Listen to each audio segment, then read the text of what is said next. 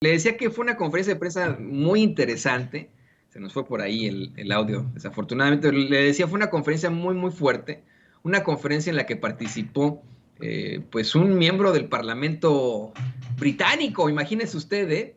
Qué interesante lo que ocurre en la conferencia de prensa mañanera. El presidente lleva a su amigo, el miembro de la Cámara de los Comunes y líder de la oposición de Reino Unido, que por cierto es de la oposición de izquierda, no crea que en Reino Unido domina la derecha, ¿no? Ahí tienen, el primer ministro que tienen pues es de la ultraderecha, ¿no? Todo el mundo lo sabe. Él es el líder de la oposición de izquierda en Reino Unido, Jeremy Corbyn, lo lleva, habla sobre su perfil, pero creo que lo que más llama la atención es las declaraciones fuertes que ocurren hoy en esa mañanera. Por ejemplo, el presidente López Obrador, al hablar de cómo va a entregar este año pues vamos, las obras que prometió, como el Aeropuerto Internacional General Felipe Ángeles este 21 de marzo, o la refinería de Dos Bocas, pues detalla que ya no se dan concesiones corruptas como antes, como ocurrió con Repsol,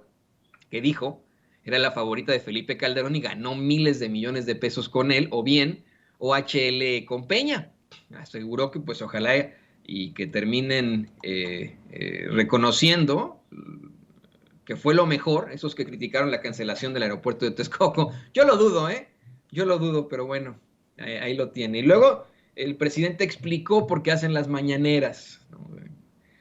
Ante la pregunta de un reportero, el presidente pues comenta que es muy importante informar, porque así se pueden contrarrestar los rumores, la desinformación, la manipulación, que se informa a la gente de lo que le interesa, por ejemplo, la situación de la pandemia, de la cual informó desde hoy, dijo que por eso pues es que hacen las mañaneras, que si no, pues hubieran una serie de columnistas exagerando su opinión, que suele pasar en estos tiempos que se vuelven todólogos estos cabrones y crean esas condiciones catastróficas. De hecho, da el caso, por ejemplo, y vuelve a burlarse de esos pseudointelectuales que desafortunadamente siguen opinando en los medios de comunicación tradicionales.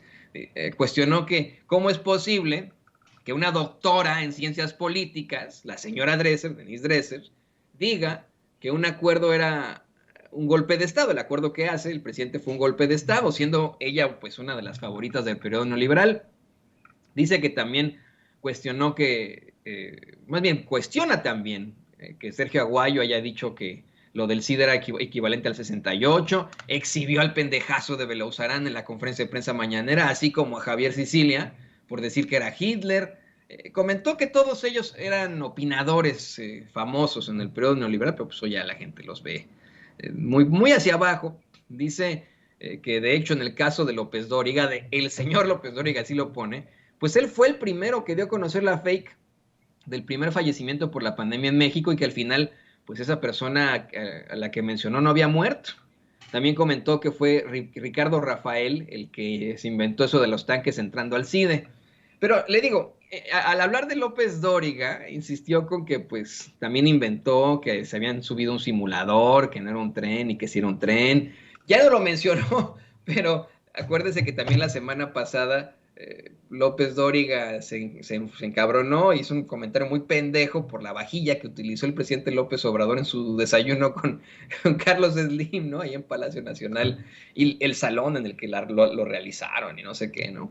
Verdaderamente chistoso, ¿no? Como lo exhibe. Pero lo interesante es cómo pone a López Dóriga en todo esto.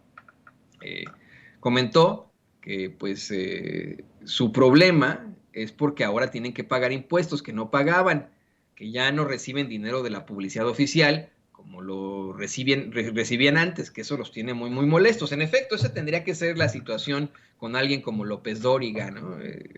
Muy enojado. Recuerde usted que recibió millones y millones de pesos en el sexenio de Enrique Peña Nieto en concepto de publicidad oficial. Lo recibió en sus supuestas empresas, ¿no? Imagínese usted en las que se pagaban por comentarios, ya ni siquiera por poner estos spots de Peña Nieto en sus pantallas, no, no, se pagaba por comentarios editoriales en distintos medios de comunicación tradicionales, comentarios de López Dóriga, ¿eh? O sea, le pagaban al cabrón por opinar, eso lo hace automáticamente un pinche chayotero, le guste a él o no, se enoje o no, nos diga que él es un gallito muy jugado, ¿no? Etcétera, etcétera, ¿no? Pues eso lo hace un chayotero, el chayotero preferido de Enrique Peña Nieto, bueno, de los preferidos, ¿no? Es un chayotero, pues no, así, ¿no? El muy trunco, ¿no? Pues es un chayotero, le guste o no. Y por eso debe estar muy enojado, ya no recibe la publicidad oficial, eso lo debe tener muy molesto, es lo que dice el presidente. Hubo un momento también para que hablara Jeremy Corbyn en la conferencia de prensa mañanera, comentó que si bien en México pues hay muchos problemas, en su opinión el mayor es la desigualdad y la pobreza, pero que la intervención del gobierno del presidente López Obrador para el desarrollo en educación y salud es muy importante. Dice que pues no hay nada más destructor en el mundo que condenar a los niños a la pobreza, y comentó que recordó muy bien el día anterior a la toma de posesión del presidente y que discutieron los retos frente a él, así como pues su determinación para mejorar la salud pública de México, ¿no? Así que ahí también participó en inglés Jeremy Corbyn en la conferencia de prensa mañanera del presidente López Obrador, muy interesante. Más adelante, el presidente López Obrador sostuvo el ofrecimiento para darle asilo en México a Julian Assange, el fundador de Wikileaks, y dijo que antes de que, eso lo da a conocer, ¿no? Que van a dar a conocer la carta, pero que antes de que se fuera Donald Trump de la presidencia acá en Estados Unidos, le mandó una carta solicitándole pues que le permitiera que exoneraran en todo caso a Julian Assange, ¿no? Así lo planteó el presidente, algo verdaderamente fuerte.